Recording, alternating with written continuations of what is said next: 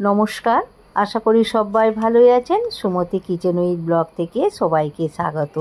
আজকে আমি অনেক দিন পর আপনাদের সঙ্গে রান্না শেয়ার করছি। প্রায় 20-25 দিনের পর আপনাদের সঙ্গে রান্না শেয়ার করছি। কেন রান্না শেয়ার করিনি সেই গল্পটাই আপনাদের সঙ্গে শেয়ার করব।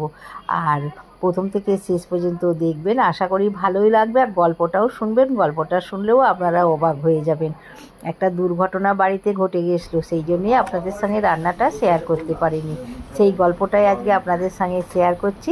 আমাদের বাড়িতে তারামা পুজো হয়, কালী পুজোর দিনে তারামা পুজো হয়। 4 বছর হচ্ছে তারামা পুজো হচ্ছে। আর কালী পুজোর ঠিক 2 দিন আগেতে আমাদের বাড়িতে তারামাকে নিয়ে আসা হয়।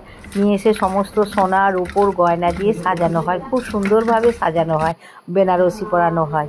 আর তারামাটা তো বড় করে পুজো করা হয়। অনেক আত্মীয় স্বজনও নিমন্ত্রণ করা হয়ে গেছিলো, আর পাড়া প্রতিবেশী নিমন্ত্রণ করা হয়, প্যান্ডেল করা হয়ে গেছিলো, লাইটের কাজও হয়ে গেছিলো। আর অন্নকূটটা তো বড় করে হয়, সেই জন্যে বাজার হাটও করা হয়ে গেছিলো। যেখানে অন্নকূটটা হবে সেখানে সমস্ত বাজার হাট করে রেখে দিয়ে আসা হয়েছিল। এবার একদিন হচ্ছে আমার কালী পুজোর আগের দিনে আমার বড় ভাসুরের খুব শরীর খারাপ হলো। উনি হচ্ছে 8-10 বছর ধরে বিছানাতেই শুয়েছিল। সমস্ত কিছু করে দেওয়া হতো, খাওয়া দাওয়াটাও করে দেওয়া হতো, বসিয়ে দেওয়া হতো, বসে থাকতো, কিন্তু শরীর খারাপ হয়েছিল। 3-4 মাস আগে একবার শ্বাসকষ্ট হয়েছিল, লেবুলাইজার দিতে হয়েছিল। লেবুলাইজার দিতে সমস্ত কিছুই ঠিক হয়ে গেছিলো, ভালোই ছিল, সুস্থ ছিল। কিন্তু কালী পুজোর আগের দিনে একটু অসুস্থ হয়ে পড়লো। লেবুলাইজার দেওয়া হলো, কিন্তু তাতেও কিছু হলো না লেবুলাইজার দিতে। এবার হঠাৎ করে 9:45টার সময় বড় ভাসুর মারা গেল। এবার কি হবে? তারামা তো পুজো হবে, তারামাকে সাজানো হয়ে গেছে, গয়নাগাটি পরানো হয়ে গেছে, লাইটের কাজ হয়ে গেছে, প্যান্ডেল হয়েছে, আত্মীয় স্বজন পাড়া প্রতিবেশী সমস্ত নিমন্ত্রণ করা হয়ে গেছে। এবার ভাসুর যে মারা গেল, এবার তারামা কীভাবে পুজো করা হবে?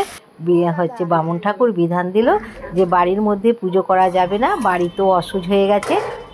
বামুন ঠাকুর বিধান দিল তোমরা কেউ ঠাকুরকে ছোঁবে না।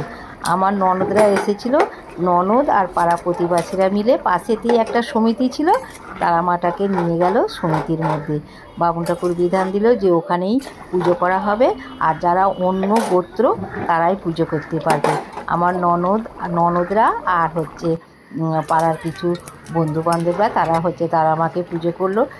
ভালোভাবেই পুজো হলো। তারপরের দিনে হচ্ছে ভাসান দিল। কিন্তু যে বাজার হাট হয়ে গেছিলো, বাজার হাট এবার কী হবে? হচ্ছে কিছুটা বাজার ফিরে দিয়ে আসা হলো, আর হচ্ছে কিছুটা আমার ভাসুরের কাজে লেগে গেল। আত্মীয় স্বজনদের দিকে ফোন করে মানা করা হলো। 12 দিন হচ্ছে অসুজ হয়ে গেল।